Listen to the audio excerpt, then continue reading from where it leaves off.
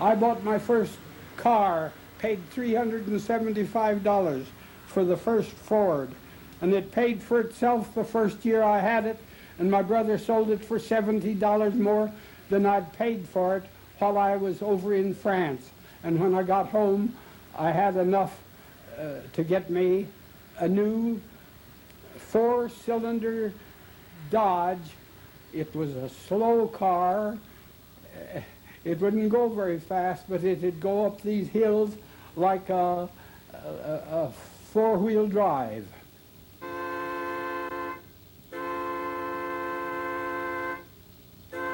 Then I got these Buick Roadmasters, and they'd say, "Are you going to use it mostly in the mountains?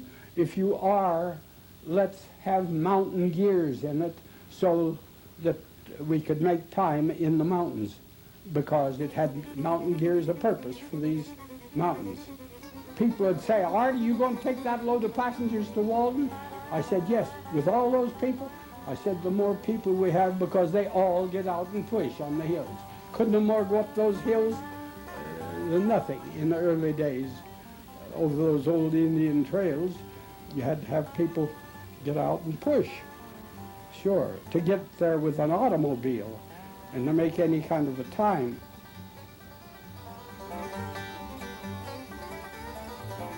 And when they started to grade the roads, you had an awful time passing cars between here and Denver, get in mud holes, and the people would have to have. There was kind of a joke in the early days. People claimed, I don't know, I never saw any of it, that so many people would be stuck between here and Denver someplace that they had their horses all harnessed, ready to hook on to pull them out of mud holes. Well, they probably did do that. That was one of the early day things, because on going to North Park, why no, they had to get out and hold your car on the road to keep it from sliding off the road. There's no graded roads between here and Laramie, no bridges. A graded road, good night. You're talking of these later days. Of course, they cut across, and the road isn't anywhere near where it used to be. And it was up around Old Tie Siding and places like that. You don't go up over the hills at all now. You stay down on the valley to drive. We made our first trips with Model T Fords, taking men to work in hayfields and mine coal at old Colmont. Is a town that the First National Bank's president owned, and we'd take coal miners there, and then sometimes people would want to go on over to Steamboat Springs, and we'd take them over to Steamboat Springs, because we generally had about the best car with about the best tires of anybody, and the people that wanted to send their kids to school here in town would send them with us, because neither one of us drank. My brother nor I never drank, and people would send their children with us if they wanted any errands done, and they got in the habit of sending the mail out by us, but we never had a contract to carry the mail. They would leave the mail at garage at Walden, and they knew we'd pick it up, and we generally picked the mail up after the regular mail carriers had gone with the mail. Well, then people could mail with the Collamer Brothers stage line. I think those cars that we had modeled about 1910. And then, before I went to the Army, my brother and I both commenced to driving almost a regular line, and we had to take out permits and get license. We went to Old Tice Siding and cut west to Sand Creek by the Dirty Woman's Ranch and over by the old Boswell Ranch. Boswell was the first sheriff of that county. And then we had no road up Woods Creek yet. They hadn't built the road. We had to go on up Old Mountain Home, across an old corduroy road. They had to put in trees across a swamp to get across the swamp, and up by Waiakola, Wyoming, Colorado. At that time there was a little railroad, on the railroad, and into Mountain Home, and what we called King Canyon. Had a station on the railroad there at King Canyon, and on into Northgate, and then up to Cowdrey, and in by the old Brownlee Ranch. There were stopping places about every so far where you could stop and put your horses. Well, this was automobile days, that's different. And then we got so that we could make it through to Walden after they got a graded road in. At first you couldn't go every day. There wasn't any demand for a day. But after they got a graded road in and had some road machinery, then we got making the stage business our main hauling people. But we started a little store at Walden, and with our little store at Walden and our stage line, made a pretty good business. And we took out permits and had to run, was supposed to run on schedule, but at that time you couldn't do it because there wasn't that demand for the business. It took about 2 hours and a half to get to Laramie, and about 2 hours and a half or 3 hours to get on into Walden. Made 5 or 6 hours to go from Fort Collins to Walden. And toward the last, after we got these great big beautiful Roadmaster Buicks, we could make it into Laramie in an hour and a half, and from Laramie into Walden in an hour and a half. Make 3 hours altogether with all of our stops along the road and everything. We'd pick up people at different places, and once the sheriff said, "Now don't try to go to Fort Collins, the road's been closed down there." And there was a man from Walden. He said, "Are you fellows going to try to make it on to Fort Collins?" And I said, "Yes." He said, "Will you take me with us?" It took us the rest of the night to get to Fort Collins. But we had these big new Buicks and shovels and overshoes, and we always carried a great big sheep-lined coat.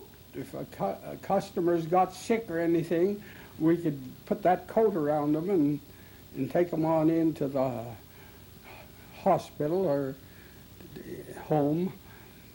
And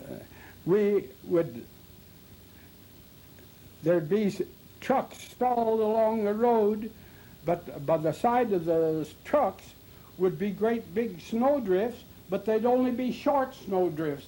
And generally had the fences, the barbed wire fences down, so we'd shovel what we had to, and drive around these stalled trucks and cars. But the sheriff didn't know that we did those things, and they wouldn't have let us do those things if they'd have known it.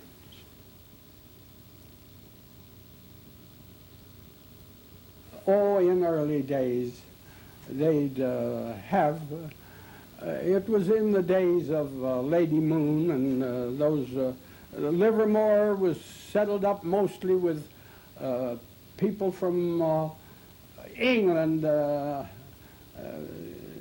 In early days, almost all that country was people that were from England or Scotland or Ireland, and they would have wonderful dances, and they had the old-time talent, fellows that could play a violin or guitar or the piano, and they would have dances, and then they got so that they mostly they built a hall at Livermore, and they have dances at Livermore and Red Feather up in the mountains.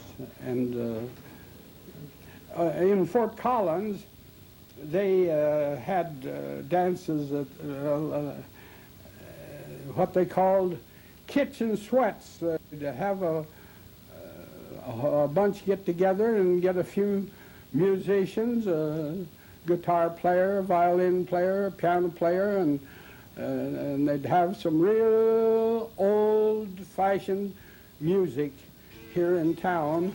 And I was too young to be inside the dance, but I loved to go and hear them play, and mostly the musicians were people that natives here in Fort Collins.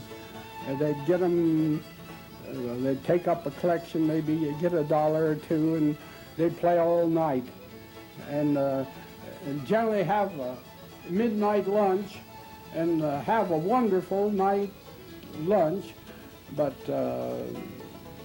they'd move all the stuff out of and take up the carpet and one thing another. And I never danced till after I was married.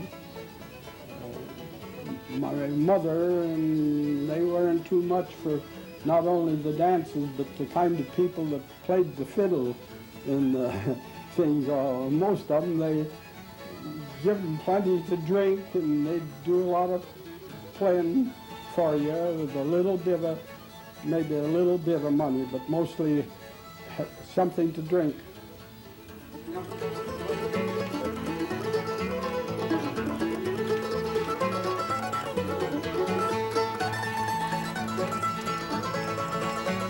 I was born in Pleasant Valley. Now they call it Bellevue, Colorado. And 1893. I didn't go to school up there. We waited till my folks had lived here in Fort Collins long before that, and I didn't go to school until we moved to Fort Collins. And I went to the old Remington School. It was the only grade school there was here at that time. In Fort Collins, there was little schools all around here where I am, in all directions. I delivered wood to these schoolhouses around town here. Delivered wood. They used wood practically only to start the coal. We had a coal mine just out north of town here, where you could go down out north of town and buy coal for $2.50 or $3 a ton. And finally, I bought the old man's house, and he felt so bad that owned the coal mine that he bought the house back from me, and I bought this house, was the old O.P. Skaggs Ranch house, and moved it into Fort Collins. My dad had the first express wagon in Fort Collins. If anybody died or anything, why, they'd have him take them over to the morgue. And the year I was born, he had the mail contract, hauling the mail into Bellevue, Colorado. $300 a year, made about 65 cents a day for hauling the United States mail. He had a wonderful government job to haul the mail to Bellevue, Colorado. And then he did work on the highways because he always had some good horses, and he was quite a horseman, and would do teamwork for people, and hauled the little Japanese up to put the tunnel from the Poudre over to the Laramie River. And there was if people wanted a homestead, well, he'd take their plows and everything up to their homesteads and help them do the plowing to prove up on their places. Old timers here would hire him to do odd jobs of all kinds. And he sold the city of Greeley their first water right and sold them the land to put their settling basin on, city of Greeley. And he sold the Union Pacific part of their right-of-way down here on the river. My father bought the old early day saloon, and Wells Fargo had it for their place to unload their trunks and suitcases and everything right by the CNS depot. He bought it, but the one that's there now was on College Avenue. There was a lady had rented the old building. She was a kind of a relative. My sister married her son.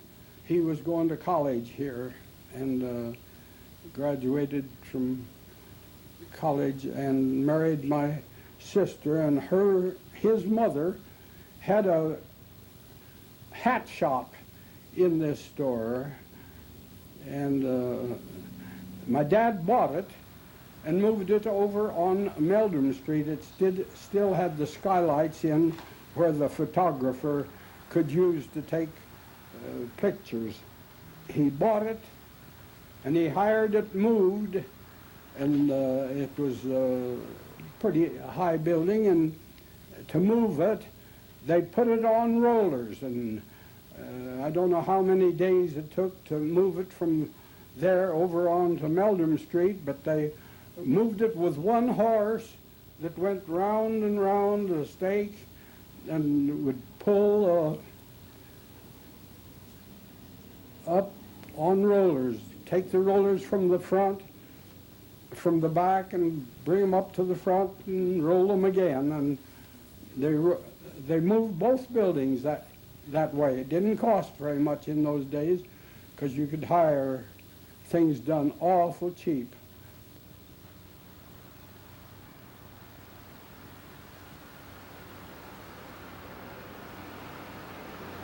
It didn't take long to be pals in World War I. You got your friends and your pals, but so many of them died with the flu. The flu was terrible. Then I almost died. They told my mother that if she expected to see me alive, she might come, but that's after we went down to Camp Kearney, California. And then they lost so many men in the Second Battle of the Marne that they had to have new recruits, and we went into the front line in just a short time from the time we had our training down at Camp Kearney, California. We went across. It took us only 12 days. The submarines were something terrible. I lost several of my friends in submarine raids on the troops going across, and they had to zigzag and do everything they could to keep the Germans from sinking our troop boats going across.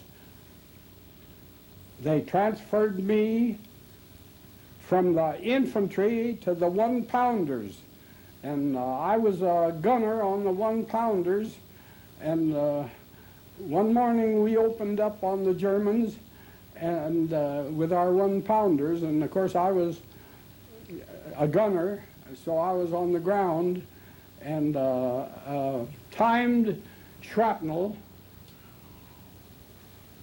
exploded right above me, blew the heel off of my army shoes and put shrapnel in me from one end to the other, and blew my buddy's one foot off, and then we got into, I was able to walk, and we got into where they put us in an ambulance and took us to emergency place, and we were out in open till they wheeled us in to operate on us.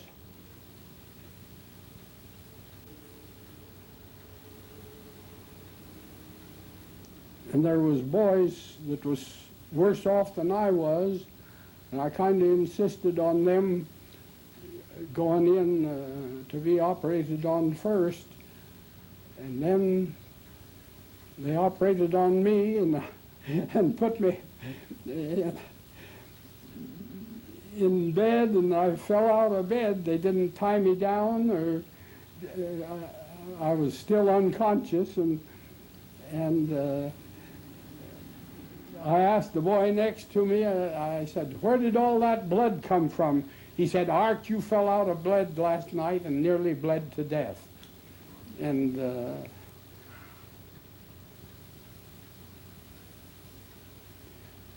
I was in the hospital still when the 11th of November, when the armistice was signed, but they kept me in France because I was single, and they sent the married men home to their families, and I didn't get home till the 29th of March in 1919.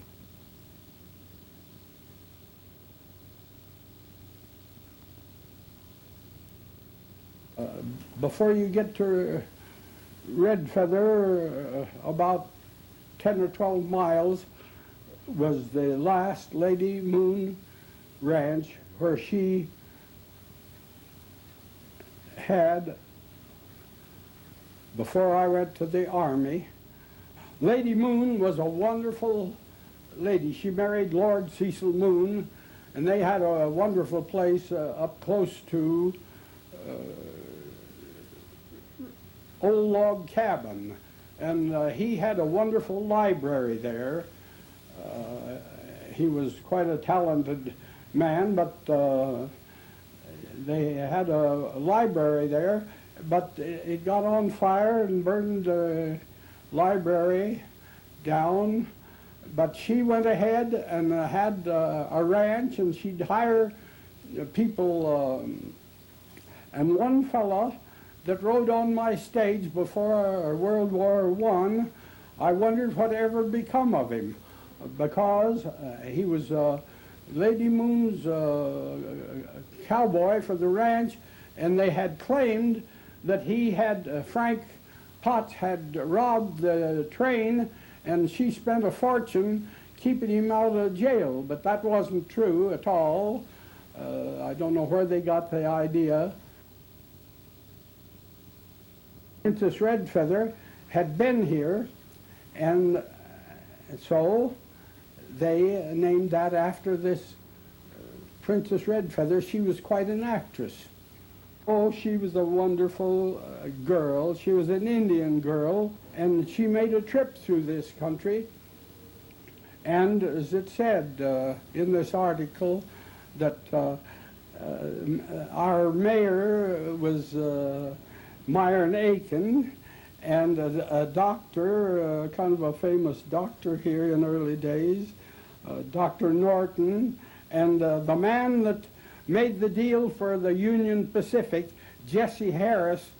They all went in together and kind of made quite a thing, and they maybe incorporated as Red Feather.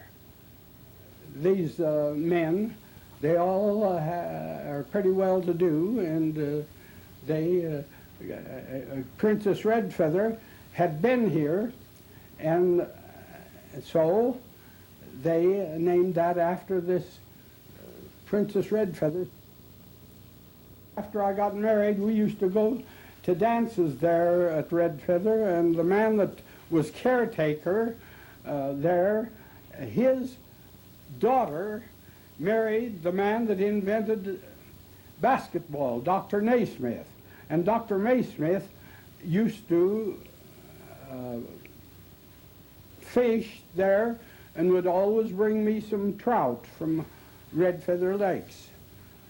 At that time, my wife was a wonderful cook, and my brother was a wonderful cook, especially cooking fish. That was kind of their profession. My wife had, one summer, she leased the dining room of her daddy's hotel at Walden, and she'd cook for tourists and for people in general. She had a wonderful business.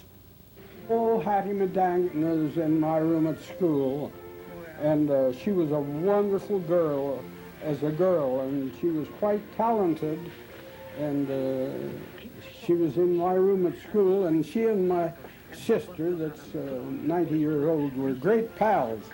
And after she got to be in the movies, she'd always ask my sister to come and visit her if she was in California, even if she had to come on the stage to see Hattie McDaniels. And then when Hattie had come to Fort Collins, she'd come to our grocery store to visit us, and she was a wonderful girl. Hattie was. Yeah, just whatever you say.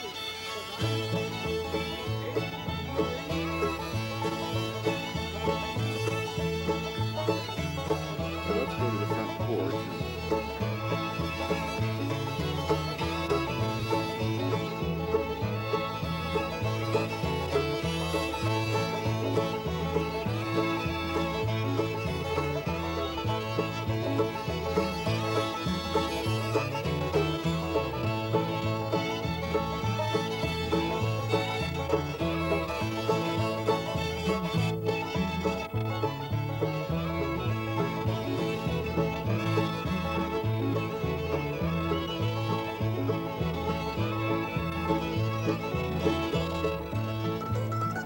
Wyoming, Fort Collins, Denver, New York, Kalamazoo, Oyster Point, Oskaloosa, thus leaving right away.